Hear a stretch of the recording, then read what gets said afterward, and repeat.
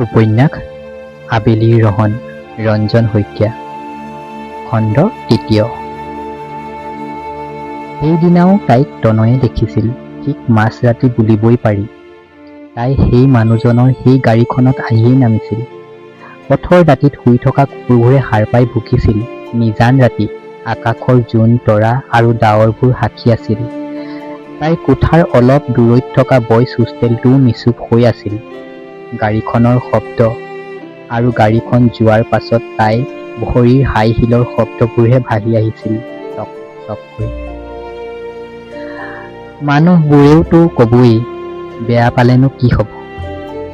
এজনী ছোৱালী হৈ এনেদৰে আনৰ গাড়ীত আহি মাজৰাতি যদি ৰুমত সোমায়, তাতেই আকৌ তাই বদনামী হৈ ভাল নাপায়। বদনামী জানো আনে কৰিছে, নিজৰ বাবেইতো তাই বদনামী হব ধৰিছে।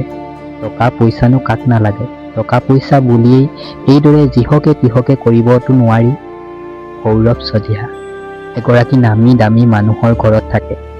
তাইৰো সাহস কম নহয়। এফালে এই অঞ্চলৰ এক বিশেষ পৰিচয়। তনয়ৰ কিছুমান কথা সহ্য নহয়।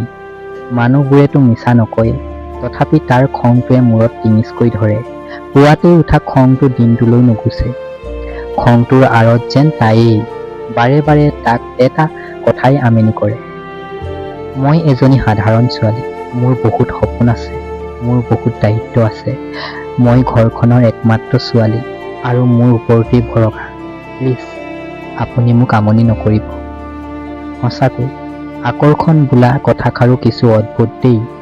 তাই ইমানবোৰ কোৱাৰ পাছতো যেন আকৰ্ষণ কমা নাই। তাই এতিয়া 25 বছৰত ভৰি দিছে। কিছুমানে কয় কুৰিতেই বুঢ়ী, আকৌ কিছুমানে কয় যৌৱনা বতাহ বলাৰ সময়। সঁচাই কথাবোৰ যেন কিছু অদ্ভুত লাগে, কিন্তু তাৰ বাবে তাই যেন সদায় একেই।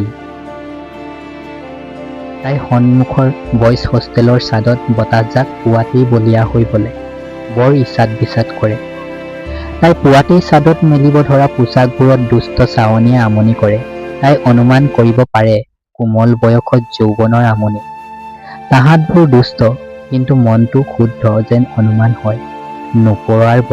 নোপোৱাৰ বেদনা যে, ভাল পোৱাৰ হেঁপাহ আৰু যে কিমান। কেতিয়াবা সিহঁতৰ দুষ্টামিবোৰেও তাইৰ মুখত হাঁহি বিৰিঙায়।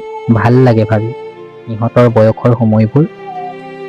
তাই প্ৰায় ৰাতি পুৱা 4-5 জন ল'ৰাক দেখিবলৈ পায়। সেই একেইখন ছাদতেই।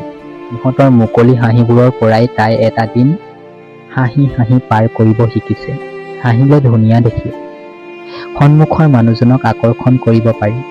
দিনটোলৈ মনটো মুকলি লাগে। সেইবাবেই তাই হাজাৰ দুখৰ ধুমুহাই খুন্দা মাৰিলেও বতাহত হালিব ধৰা ফুলৰ পাহিৰ দৰেই হাঁহে। তাই যেতিয়া দিনটোৰ সময়বোৰ কটাই উভতি আহে, তেতিয়াও সিহঁত দুজনমানক সিহঁতৰ আড্ডাস্থলী ছাদখনত দেখা পায়। সিহঁতবোৰে কলেজৰ কথাবোৰ মুকলিকৈ ছাদত বহি আলোচনা কৰে। তাহাতবোৰে সেই সময়ত গমকেই নাপায় যে সিহঁতৰ কথাবোৰ ভাহি আহি কাৰোবাৰ কাণত পৰিছেহি। তাই অকলশৰীয়া সময়বোৰৰ সংগী হৈ পৰে তাহাতবোৰৰ আড্ডাবোৰ। কোনোবা এজনে বোলে নতুনকৈ কলেজলৈ অহা মেডাম এজনীৰ প্ৰেমত হাবুডুবু। সেইবোৰেই সিহঁতৰ আড্ডা। কুমলীয়া যৌৱনৰ কুমলীয়া চিন্তা। ধন্যবাদ।